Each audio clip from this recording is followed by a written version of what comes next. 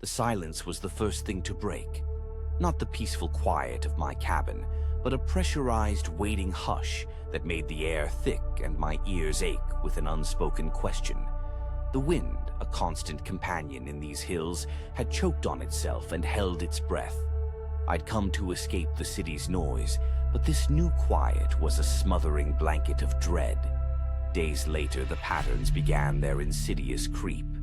Frost on the window pane formed no chaotic fractals, but impossibly perfect hexagons humming with a faint violet light I couldn't pin down. The porch's wood grain rearranged itself overnight, familiar whorls straightened into unnerving, parallel lines that felt fundamentally wrong.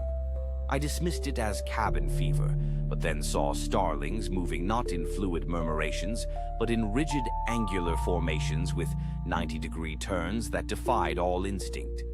Sleep offered no refuge, becoming a canvas for alien vistas. I dreamt of colors with no name and sounds that twisted the gut into knots of terror. I'd wake clawing my skin, feeling for subtle shifts in my biology, terrified the straight lines were forming there too. My reflection in the dark window seemed off. The symmetry was too perfect, the angles of my jaw too sharp, an unnerving caricature. Paranoia was my shadow, whispering I no longer saw the world as it was, but as it was remaking it. My sanctuary had become a non-Euclidean cage. The confrontation, when it came, was not of flesh and claw. Staring into the star-dusted night, the sky itself fractured. It wasn't a crack, but a folding, an impossible origami of space-time. Familiar constellations bent into new, hideous alignments, and from the folds, a presence seeped into the world.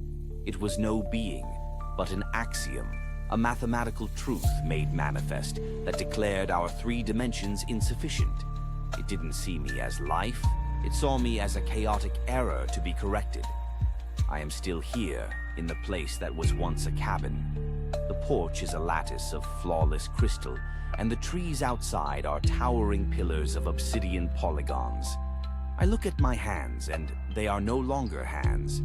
They are elegant, intersecting planes of light, part of the new, beautiful, terrible pattern. I cannot scream, for I have no mouth.